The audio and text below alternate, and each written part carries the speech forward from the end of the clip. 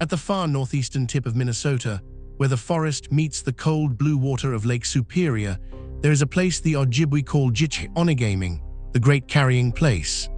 In this walk, we will follow an ancient trail down toward the lake, step inside a reconstructed fur trade depot, stand in its great hall, visit the Canoe Warehouse, and look out over the water that once carried the trade of half a continent.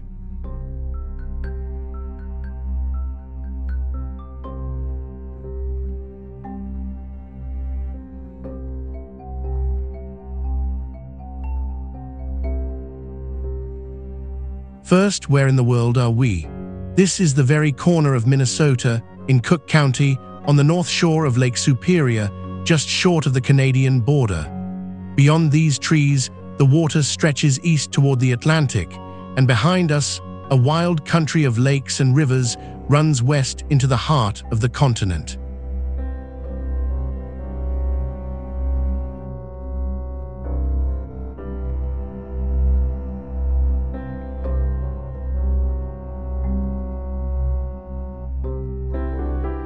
The name tells the story.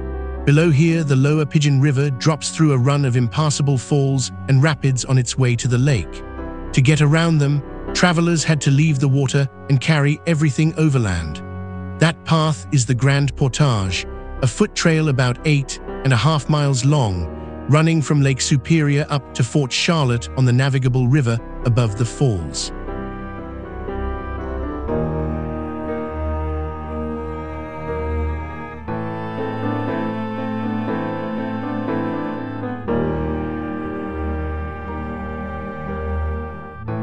Long before any Europeans saw it, this was, and still is, Anishinaabe Homeland. For countless generations, the Ojibwe carried their canoes and loads along this route, moving between summer homes on the lake and winter hunting grounds in the interior. The trail was their knowledge and their road, and their gift to everyone who came after.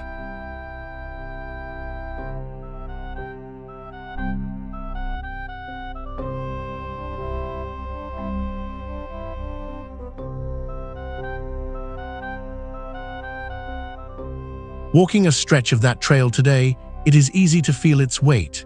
Every pound of goods, every canoe, and every bale of furs had to be carried on human backs across these miles of forest, hill, and stream.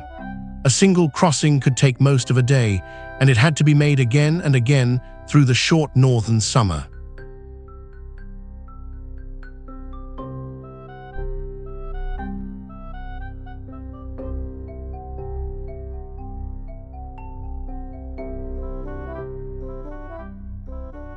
What drew Europeans to this hard country was fur, above all the beaver.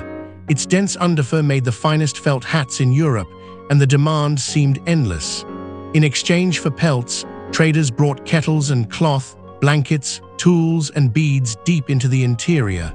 None of it could have moved without the canoes, the roots, and the labor of the Anishinaabe.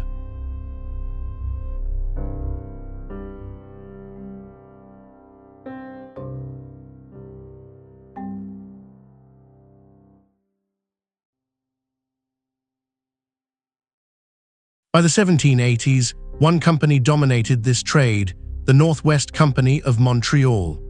In 1784, it built its inland headquarters right here at Grand Portage, at the lake end of the carrying place. This was the hinge of the whole operation, the point where the canoe routes of the east met the canoe routes of the west.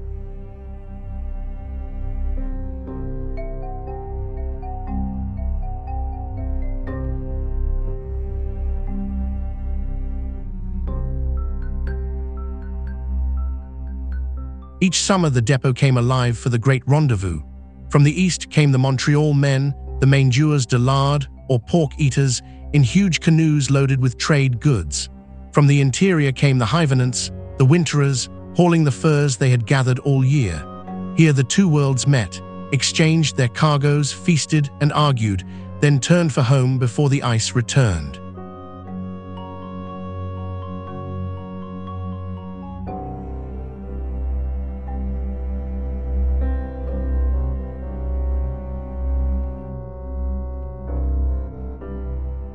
The reconstructed depot gives a sense of that scale. A wooden stockade encloses a green yard with the Great Hall at its center, a kitchen nearby, and a warehouse for the canoes. In its day, this was one of the busiest places on the continent west of Montreal, a small wooden town that filled each summer and emptied again each fall.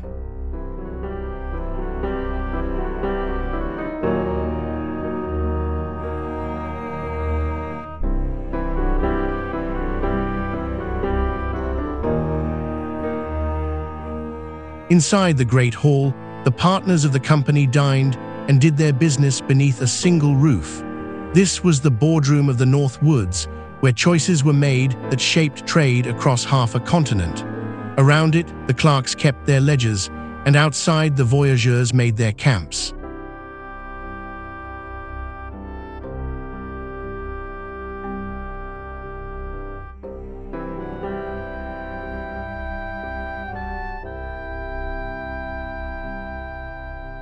In the storehouses, you can still see what the trade was made of: wool blankets and bolts of cloth, copper kettles, knives and axes, glass beads and twists of tobacco. These were carried inland and traded for furs, and then the furs came back down the portage to begin their long journey to Europe.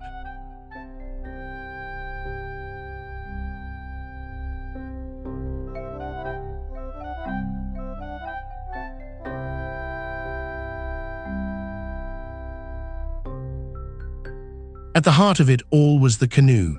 In the warehouse rests a great birchbark canoe of the kind the Montreal brigades used, light enough to carry yet able to hold several tons of cargo. Built from bark, cedar, and spruce root, it was the perfect vessel for a country stitched together by water.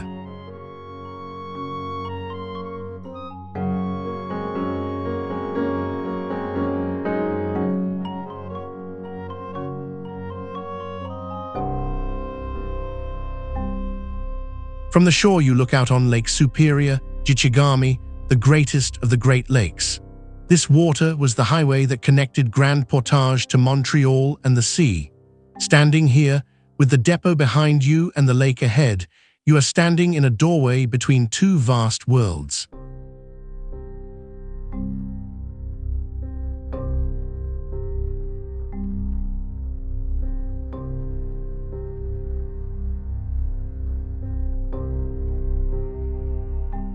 The great days of the depot did not last. When the new border between British Canada and the United States was drawn, it followed this old water route, and Grand Portage fell on the American side. Rather than pay duties on its own goods, the Northwest Company voted to move. By 1803, it had shifted its headquarters about 50 miles north to Fort William, on undisputed British ground.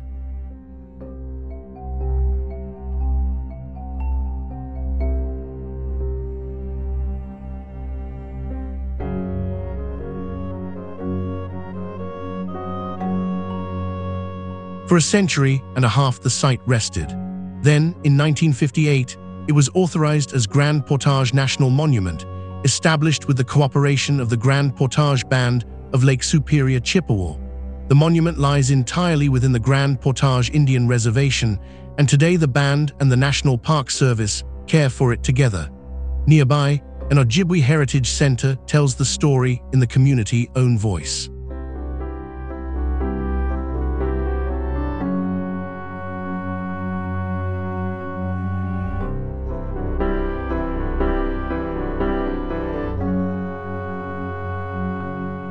The great carrying place carried far more than furs. It carried people, languages, and ways of life across a continent, and it still belongs to the Anishinaabe who named it. Thank you for walking it with us. Subscribe and keep exploring the world.